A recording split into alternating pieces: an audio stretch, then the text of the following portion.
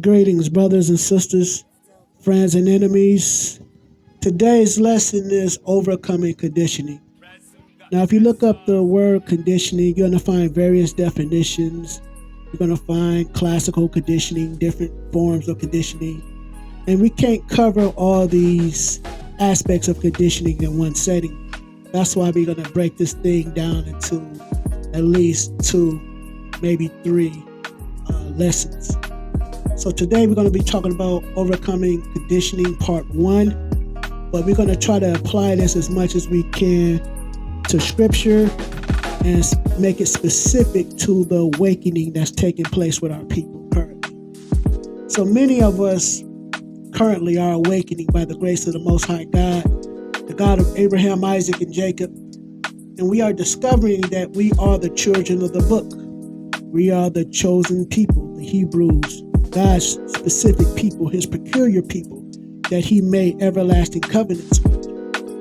Now, coming to that understanding for many of us is exhilarating because we've been told that we are nothing.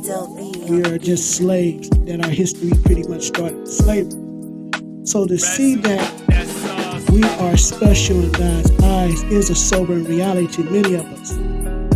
Some of us, even with the evidence and the information in our very faces, we are in denial. Some of us even go to the defense of our enemies. Now you could bring up that Renaissance paintings, images of Christ that we see, the one when he's in a white robe with that long flowing brown hair and that white skin and those piercing blue eyes. When we challenge the fact that that is not God, nor the image of his son, we get a lot of pushback. Now we know we're going to get pushback for Europeans. We know we're going to get pushback from them. But the surprising thing for a lot of us is that we get pushback from our own people regarding this. In fact, it is our people that go hard to the mat in defense of these age-old lies. We start making up excuses, in fact, when you try to bring up these contradictions. So tell me if you heard of these before. God isn't a color, or this is my favorite one right here. Even if we are the people of the book, we rejected his son, therefore he rejected us and made new covenants with mankind. And he ushered in the rest of mankind into the covenant. And he replaced the old covenants with Israel, and the church have become the new covenant.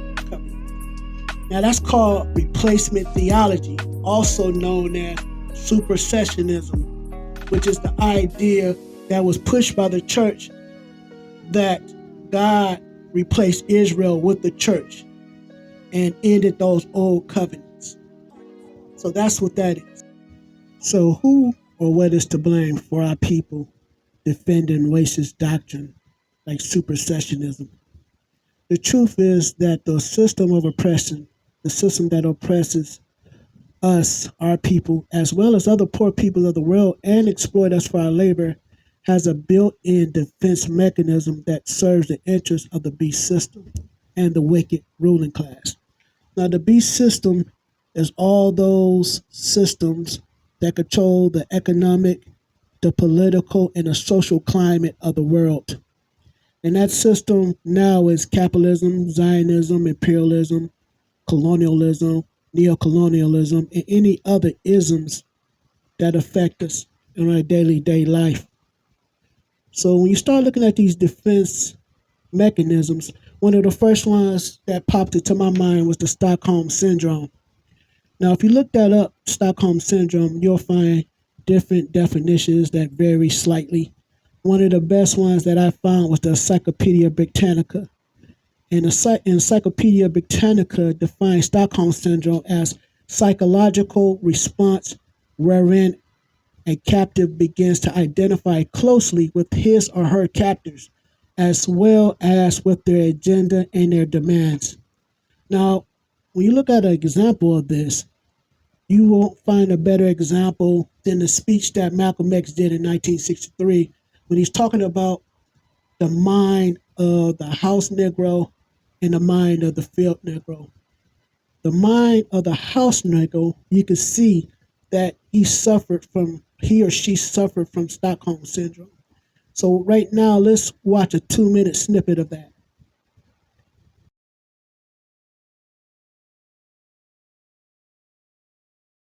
Back during slavery, when black people like me talked to the slaves, they didn't kill him. They'd send some old house Negro along behind him to undo what he said. You have to read the history of slavery to understand this. There were two kinds of Negroes. There was that old house Negro and the field Negro. And the house Negro always looked out for his master. When the field Negroes got too much out of line, he held them back in check. He put them back on the plantation. The house Negro could afford to do that because he lived better than the field Negro. He ate better, he dressed better, and he lived in a better house. He lived right up next to his master in the attic or the basement. He ate the same food his master ate and wore his same clothes. And he could talk just like his master. Good diction. And he loved his master more than his master loved himself. That's why he didn't want his master hurt. If the master got sick, he'd say, "What's the matter, boss? We sick?" When the master's house caught a fire, he'd try and put the fire out. He didn't want his master's house burned. He never wanted his master's property threatened. And he was more defensive of it than the master was. That was the house Negro. But then you had some field Negroes who lived in huts, had nothing to lose. They wore the worst kind of clothes, they ate the worst food, and they caught hell. They felt the sting of the lash. They hated their master. Oh, yes, they did. If the master got sick, they prayed that the master died. If the master's house caught a fire, they prayed for a strong wind to come along. This was the difference between the two. And today you still have house Negroes and field Negroes. Yeah. I'm a field Negro. Y'all hear what Brother Malcolm said? He said he loved his master more than he loved himself. He said that the house Negro loved his master more than he loved himself. This is definitely conditioning. This is definitely Stockholm Syndrome at work. This is a psychological issue and an issue of the heart. Let's read the Bible, Ecclesiastes chapter 7, verse 7. And the Bible reads, "Surely oppression maketh a wise man mad, and a gift destroyeth the heart." A gift destroyeth the heart. So what Malcolm was showing us within these 2 minutes, he was showing us how the house Negro's heart has been compromised and destroyed. And it was compromised by gifts. And what kind of gifts? Gifts of comfort. Gifts of comfort. Because being in a big house came with certain advantages, right? You was out of the elements. That's an advantage, right? You know, it's a little bit better. The climate is more controlled inside the master's house, right? He's not going to have his family suffer. So you just kind of a tag along. So, you know, you probably got blankets and pillows that the master's family no longer needed. You know what I mean? So those old hand-me-down blankets and pillows was a lot better than the alternative, which is be outside with the field Negro. In the barns, instead of a blanket, you got hay. Instead of a bed, you got leaves. So it was a lot better. It was a lot better beneficial to the house Negro to being inside. So that was a gift that compromised his heart. Another one of those gifts was the house Negro usually ate a lot better than the field Negro. That was another gift. You know, so, I mean, he slightly ate better than the dog that waited under the master's table. But it was better than what the field Negro outside was eating. So those were gifts that corrupted the heart of the house Negro and bought his loyalty. The same person. Now we gotta point this out. Just because he was in the house, he or she was in the house with the master, don't mean that they weren't slaves. They were slaves and they was getting exploited and taken advantage of too, just like the field Negro. But their loyalty was bought just by little bitty acts of kindness. And they wasn't really true acts of kindness. They was manipulation tools to buy off loyalty. And he used the house Negro a lot of times to try to keep the other slaves in check. So that was an excellent example that Brother Malcolm gave us in that. So the next concept that we're going to talk about in the process of conditioning is this concept called internalized oppression. And it's a Wikipedia definition. And I know how people feel about Wikipedia, but sometimes Wikipedia be having some good stuff on there. And this is one of the definitions that I like. So internalized oppression is defined as a concept in which an oppressed group accepts the methods and incorporates the oppressive message of the oppressing group against their own best interests. Now that is a heavy definition. Because before, when we was talking about Stockholm Syndrome, and we was talking about that example that Malcolm gave about the house Negro and how the house Negro's heart was compromised to the point where he loved his master, to the point where he sympathized with his master and had compassion for his master and was a willing tool to be used by his master to keep the rest of the slaves in check. Internalized oppression actually goes further. So it don't focus so much on the heart, but the ideas. It focused on the oppressed people thinking like their enemy. And it's a danger in that. If you study revolutionary theology, there's a concept that they talk about.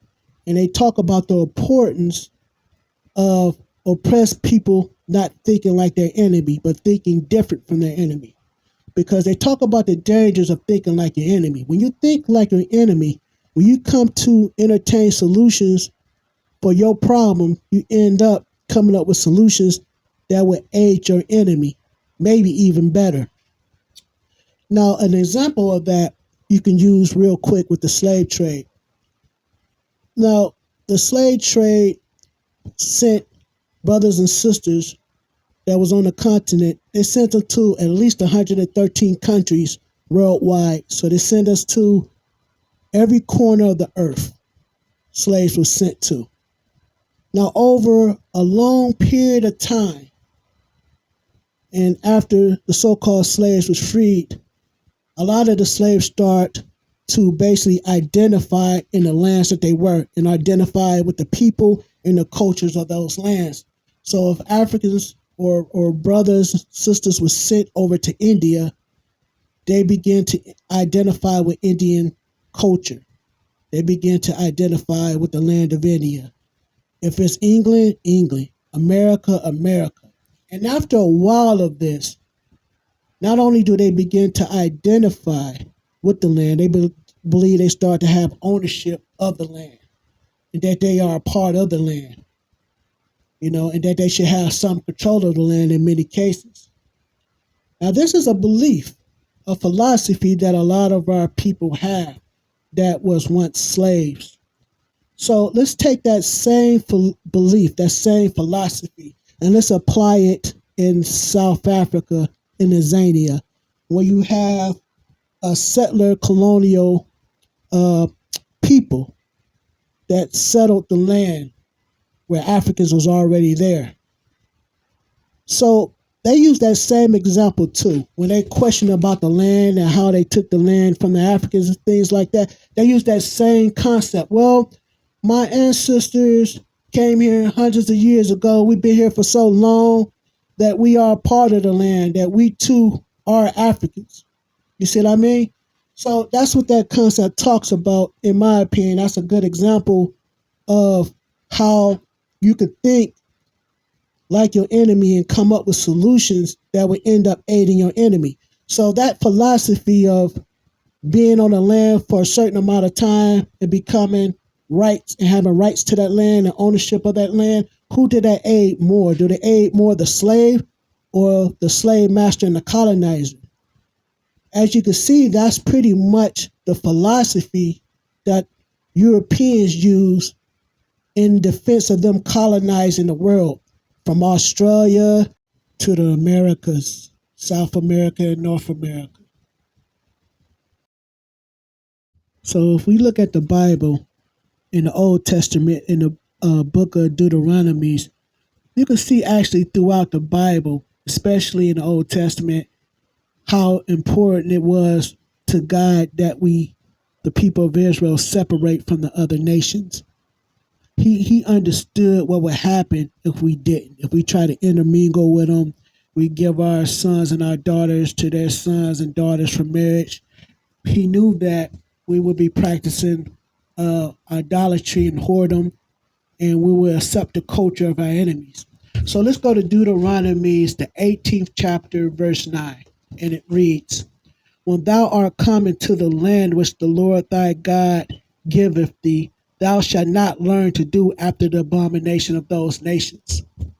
So that's, if you read further, you can see what some of these abominations was. Like a lot of the people, some of the people that was around Israel at that time. Now this is when God was first giving us the promised land. That it was people that was in the land that was worshiping their kids, burning them, to Moloch and other gods, deities and things like that. God understood the importance of us not thinking like our enemies or thinking like the people that was around us and not taking on their culture and their ways and their traditions and their customs. So in a way, that concept of internalized oppression has always been around, that idea of thinking like your enemy and using your enemy's message to your own detriment. So there's other Bible verses too that really talks about us being separate from the peoples that are around us.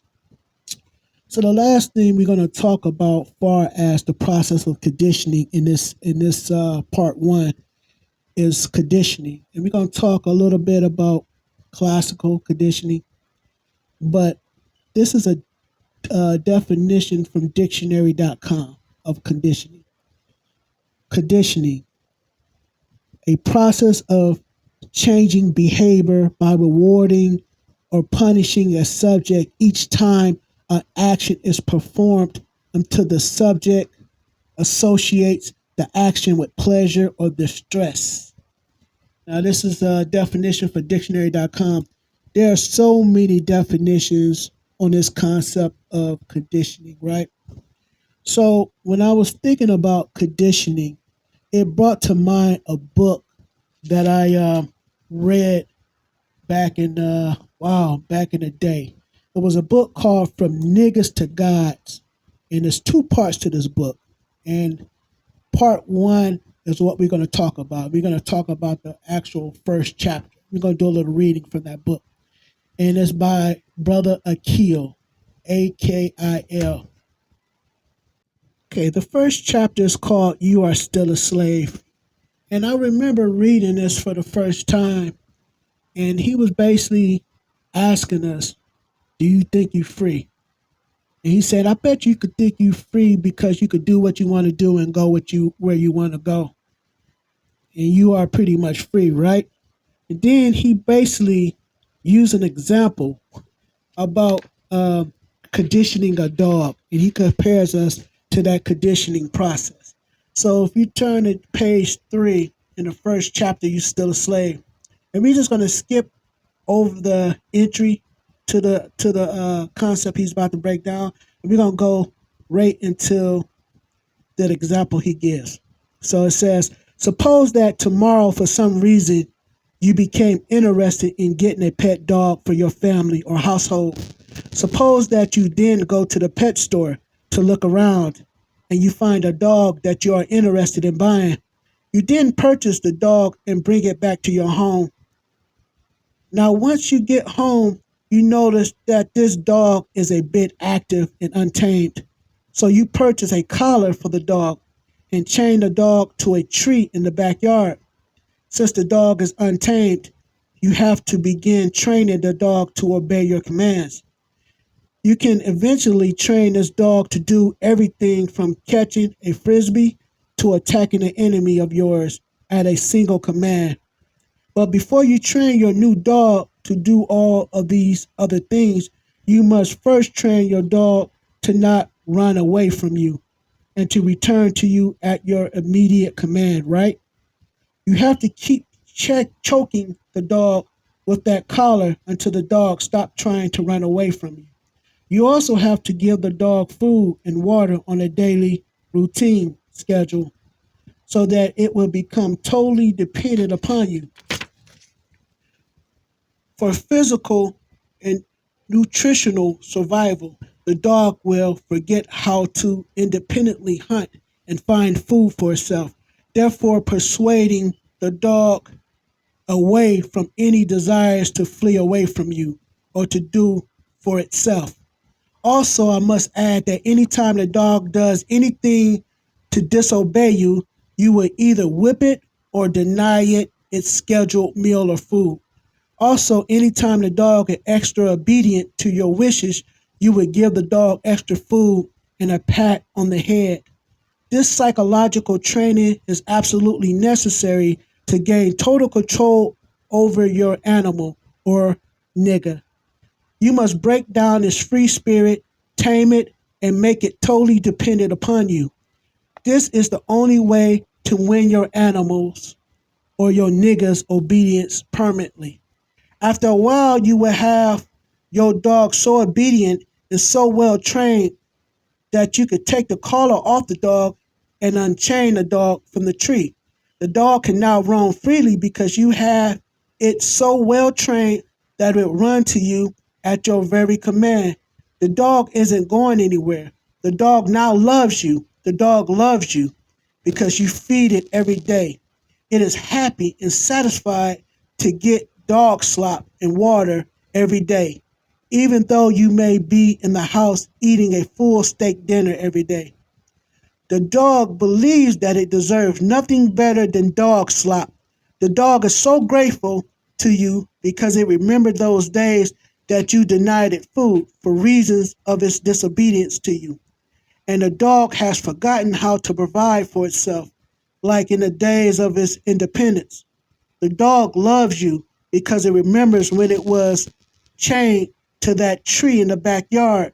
And it also remembers the day that you unchained its neck from the tree. So the dog licks your hand every time it remembers that you set it free. But what the dog has failed to remember is that you were the same no good bastard that chained it to the tree in the first place. Yes, that dog nigger has totally forgotten that you were the one who purchased him from the bondage of one man to be under your bondage. The dog has been psychologically tricked by you, so the dog does not recognize you for who you really are. The dog has forgotten that you are the no good bastard that originally locked him up. So you had better not let that dog remember that fact, because as soon as that dog is reminded of that fact, that will be the same day that dog bites you in your ASS. That dog will then proceed to bite everybody's ASS in the family that has been smiling at it for all these years. The dog will then leave your house, never to come back again. Do you understand what I'm saying? Do you really understand what is being said to you? Think about it. Really think about it. All right, we're going to stop here because I know, he mentions a few cuss words down the road. But I think that brother Akil from Niggas to God gave us a really, really solid example of conditioning. When a dog was trained to love his master and forget about freedom and forget that he was even a captive, that he once was free, to the point where he began to love his master. And those three things that we talked about today, Stockholm Syndrome, internalized oppression and conditioning, we can see all that wrapped up in this example from Niggas to Gods. And I remember reading that book, and I had read that book, I want to say I was like in 11th grade. I read that book a long time ago. But I remember being blown away because when he said the questions about you still a slave, the first thing I said is I can go where I want to go and do what I want to do. But when he broke down that psychological impact of being weaned away from freedom, understanding what freedom is, And I identify, and I never forgot that example of that dog. So we're gonna kind of bring this to close. I don't really want this to go too long, but we're gonna be back with a part 2 to this.